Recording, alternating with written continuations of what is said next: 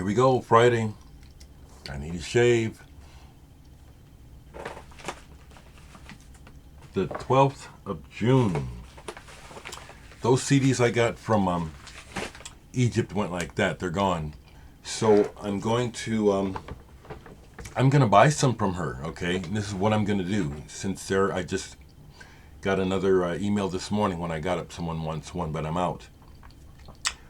I'm going to buy some CDs from her at cost and sell them at you at the same cost that I bought them at. I'm not interested in profit, okay?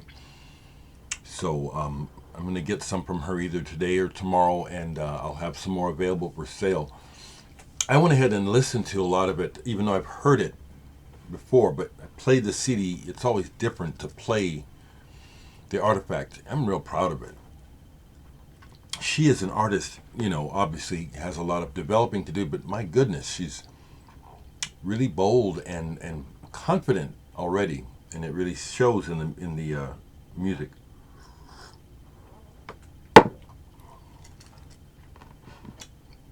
I guess it doesn't matter what I say. Folks are coming out of the woodwork at me. And I'm going to just say it like that because I don't think any of you are dealing with it, are you? Every time you turn around, people are, want your time, want your advice, I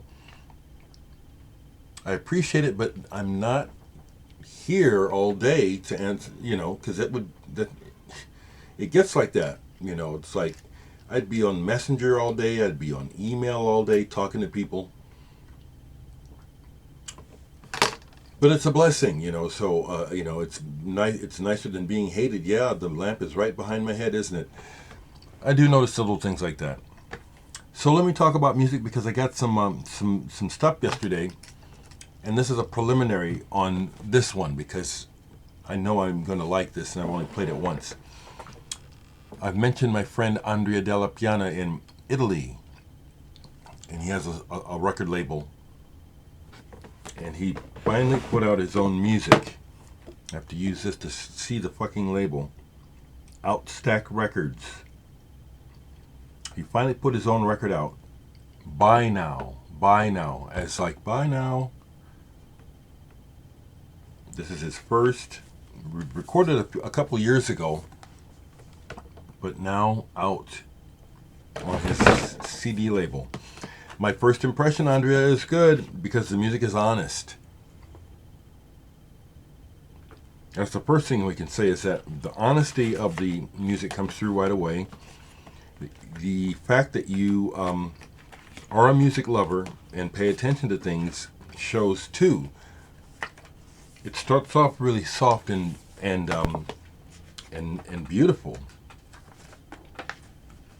I love the packaging, the artwork and everything, Andrea. Really nice. I get a sense of Nick Drake from one of the songs as well, which is anybody that knows Nick Drake, you get compared to him. That's a compliment. The bit that I've caught on the words sounds like they're personal. The fairly usual thing, love, or someone that you're interested in, or a relationship seems to be what is going on here. Byenow. Thank you so much for sending this, Andrea, and I'll have to look to see where the contact information is so I can put it below. But I got that yesterday from Andrea and enjoyed my first taste of it. I'm not sure who sent this, possibly Arthur. I get packages where they seem to come directly from Amazon or something, so I don't know who sent it. But I've been sent another book. People send me books as well as music. I do appreciate it. I'm more interested in the music. But thankfully, for the most part, when people send me books, they're getting it right. This is a book by a guy named Mike Barnes, A New Day Yesterday, UK progressive rock and the 1970s. Look at that. Now, I already cracked it open, read the intro, and read the first chapter. Thank you for sending this to me. I absolutely am a person who needs and appreciates this book. I can see already that the book takes a very personal approach to talking about Prague. The person is from England and was there. So there's a lot of personal stuff in here, and he's very descriptive. And so I can see where I've started to read this, and I'm skipping a little bit because I want information. I'm not really all that interested in some things. But this person's perspective is valuable. They know what they're talking about. Already I can just tell from what I've gleaned through, and I've already gone to a couple of places to read some things where I couldn't wait. Thank you, whoever sent this to me. I'm also happy to say that, just glancing through the book, I know about all this music. All of it. I'll tell you what, if I just discover a surprise about UK progressive rock, some important album that I didn't know about, I'll let you know, because so far I have exhaustively, because of my interest in my life, I know I have a good knowledge of progressive rock. I do.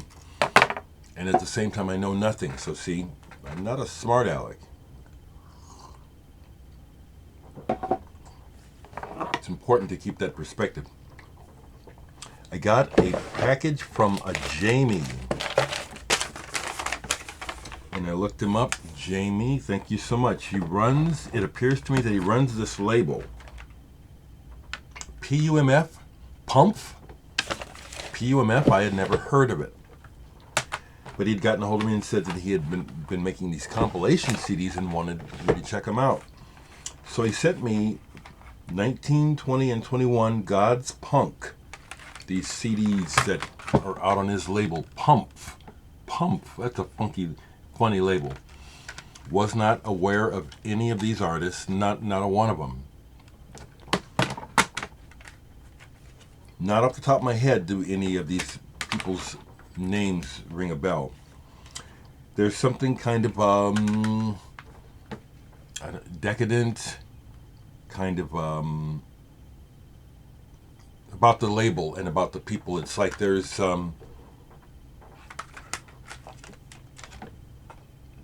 okay, so you see stuff like that, and Howl in the Typewriter. I went and looked at some Howl in the Typewriter video. He also sent me something by this artist, the Golden Gonk. I checked that out. It's a weird mixture of musics and noise. Some of it is kind of lo-fi noise. Some of it is downright prog. Some of it is electronic. Some of it is just straight ahead rock. I've only listened to one of these so far, and thank you. This is definitely what interests me. It's real. It seems like there's some sort of collective going on here. Like I said, there seems to be some sort of sub-level of decadence, or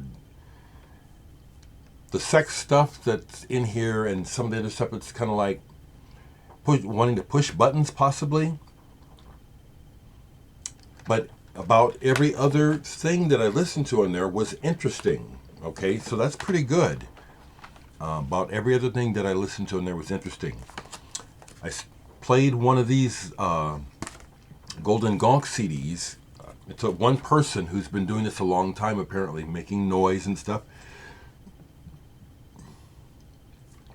This started out with just noise guitar, and I thought for a minute, okay, I've heard this before. And then I skipped it forward, and things got more interesting. Now, I've made a lot of music like this, and I like stuff like this, but I also know there's a difference. Some people just make noise, and it's noise. Other people find something. It's like ley lines on the planet. It's like plugging in. Somehow you end up getting plugged in through what you're doing. And this caught my interest. It was like, wow, I kept listening. This is interesting. So Jamie, you were on point to send me this stuff. I'm going to be getting into all this as the days go. Kind of like the Michael Dawson CD, which I still haven't completely absorbed, but I highly recommend this. It's like, who is Michael Dawson? Who is this man? Very creative and interesting person. I'll say this. from the music you've sent me, Michael, and what I see about you online, I'd like to meet you. There's a lot of people here who I don't care to meet at all. I ain't gonna say no names, you know. Some of you would be insulted, you know. But there's a lot of people, it's like, no, I don't want shit to do with you. Mr. Dawson, you're an interesting man. So, a little more music before I go. Stupid Morning Bullshit is on today. 4 o'clock East Central. 5 Eastern, right? I just recorded some new Stupid Morning Bullshit Old Music Friday segments. So, I'll be on today. So you can catch me there. Along those lines, yesterday I had my crew here and we shot some more footage, some intros and outros for Higgs Corner. Higgs Corner is slow. It's the idea is still there, and it's slowly progressing. You know, the next one again will be presented through Stupid Morning Bullshit. But this idea has legs of me getting my own show. It's not dead. It's not.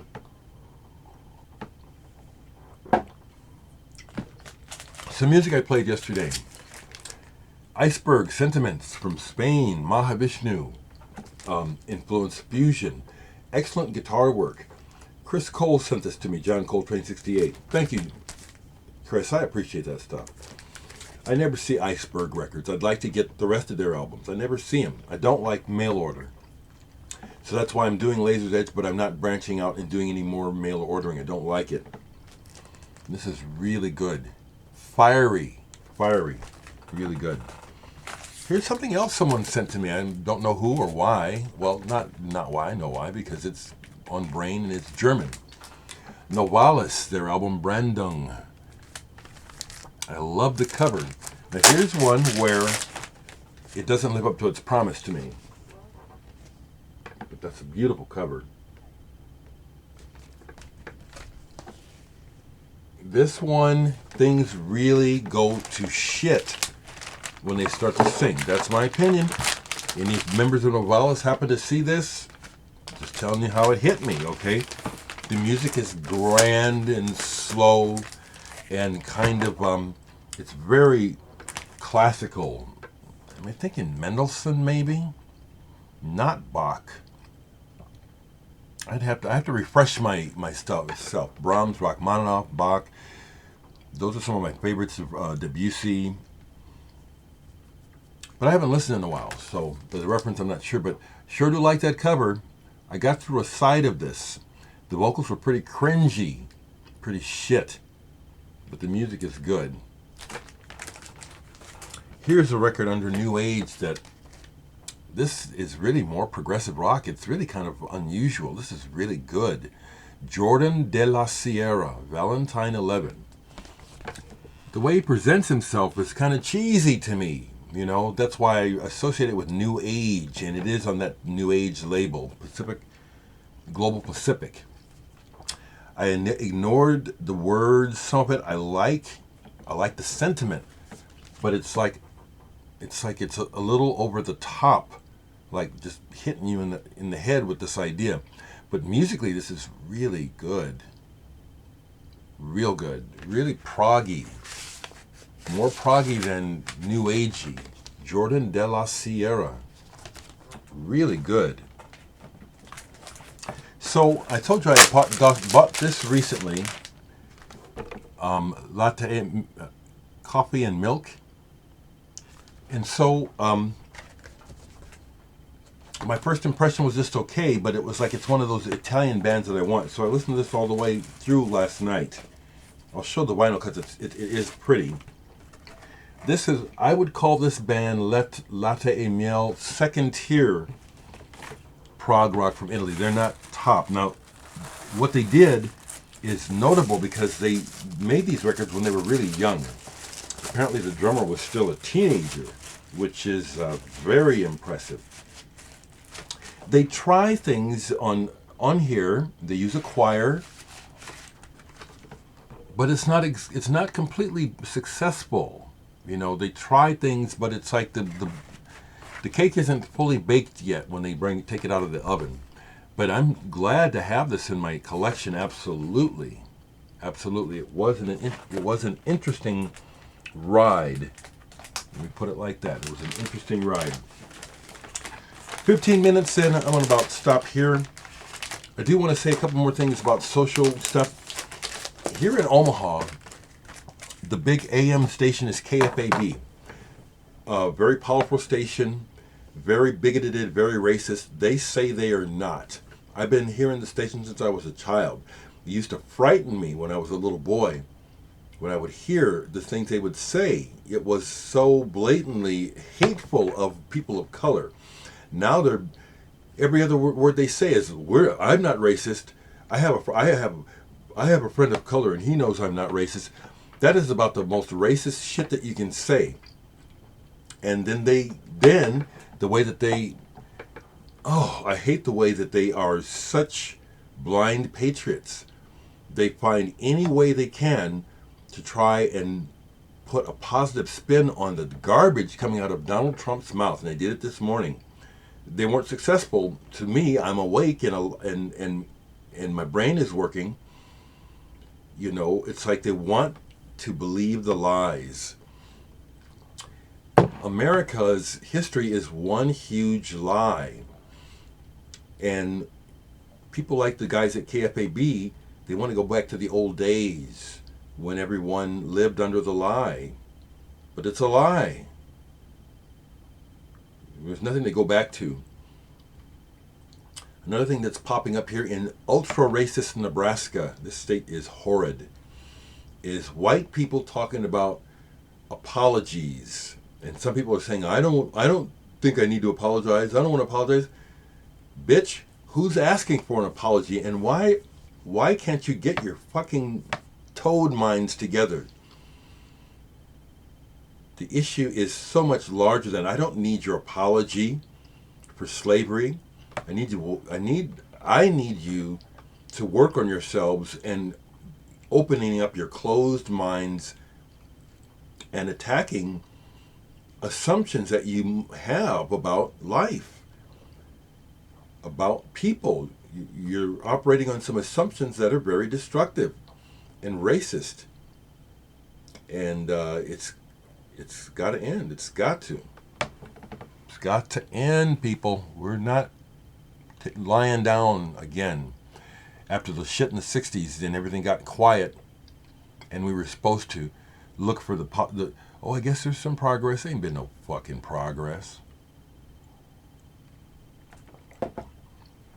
It's going to get really ugly, actually, and uncomfortable. Not just because of the race being back up on the table and like we got to deal with this, but also because of the economy, because of COVID. We aren't handling COVID well at all. And I really do see the next few years as being rough.